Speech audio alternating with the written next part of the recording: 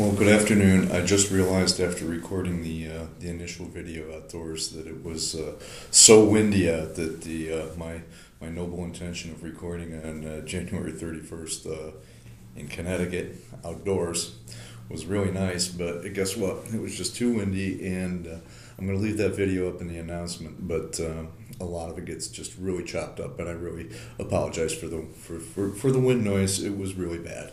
So I just want to make a couple points one more time so that we're pretty clear on the main message of what I want to get across. And that was going backwards into last week's discussion on the idea of when are you morally, ethically not responsible for something, and does that ever occur?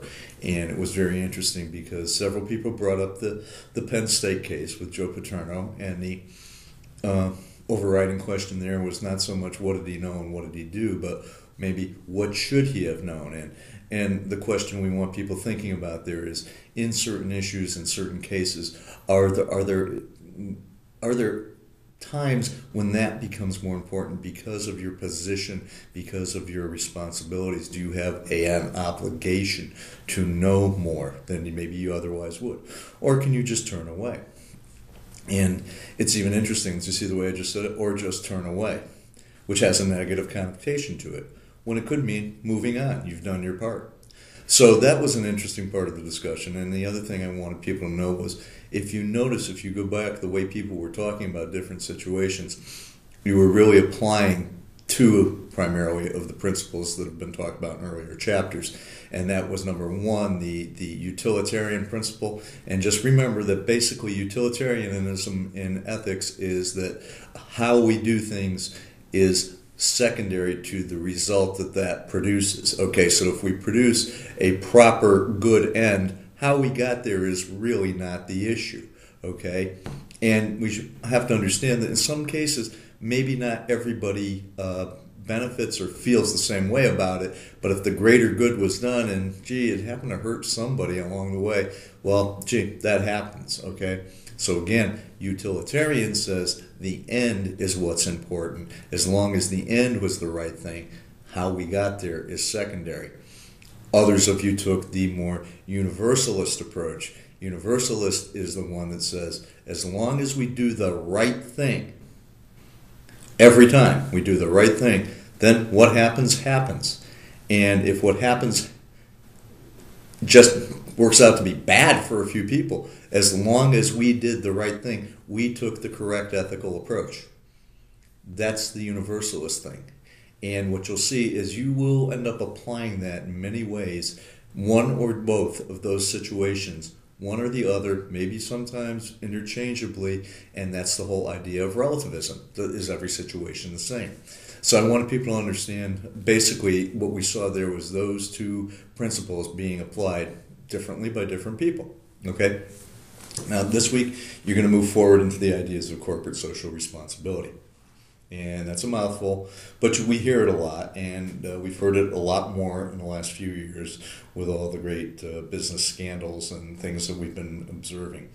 And primarily what we're talking about is this company's doing the right thing. And by doing, quote, the right thing, by doing ethical business, can this be good business? Can it enhance a company's reputation? And if you have a good reputation, will you get more customers? Will people look at you in a favorable light? Are ethical companies sound business organizations? And I think the reading's pretty interesting on this, and I hope you keep that in mind as you go through it. The other theme that you're going to see is the whole discussion of the Sarbanes-Oxley Act, which is the law that really came into being after such scandals such as Enron and WorldCom. And basically, this moves responsibility for the accuracy and veracity of information out of sort of this gray area of corporate responsibility to personal responsibility. A chief executive officer and a chief financial officer of a corporation now must sign off that their financial statements, their financial information is true and real. They are personally liable for that information. And the penalties are now pretty severe. Since that act, there have been debates about it, of course. Is this a good thing? How much is the right to know maybe superseded by the right to protect some competitive information? Some have argued that complying with Sarbanes-Oxley is too expensive and therefore raises prices. Some have said it is so good that it provides for good business because it provides transparency. But it is the law, and it was a response to those conditions that were created after the scandals. And it's something I think you need to read up on, and as you go forward in your careers, people are going to expect you to be familiar with Sarbanes-Oxley. So that's one of the other considerations that I really want you to take care in. Make sure we get that this week.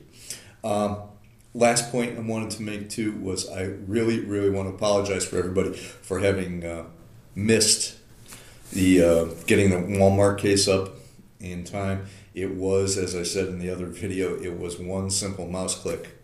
I missed it. And I didn't think it was fair for me to correct it on Thursday and then say, oh, it's still due Sunday.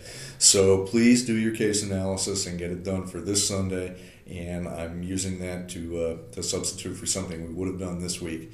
And what I'll do is create a midterm exercise, but rather than having that appear in week 4, that will appear in week 5. So again, we have a week in front of us with a lot of, I think, interesting material that you can interpret. And the biggest thing I really want people to do is keep up their participation with the discussion board, go back and forth with each other, and keep your mind open for new ideas. And if we can accomplish anything in this class, it's to walk away saying, gee, I never thought of it that way before. So thank you. Hopefully this video is a little more clear. I'm in a conference room in the library so that we're not putting up with wind noise and everything outside, and you can hear this one. And of course, if there are any questions, please contact me. Okay? Thank you very much.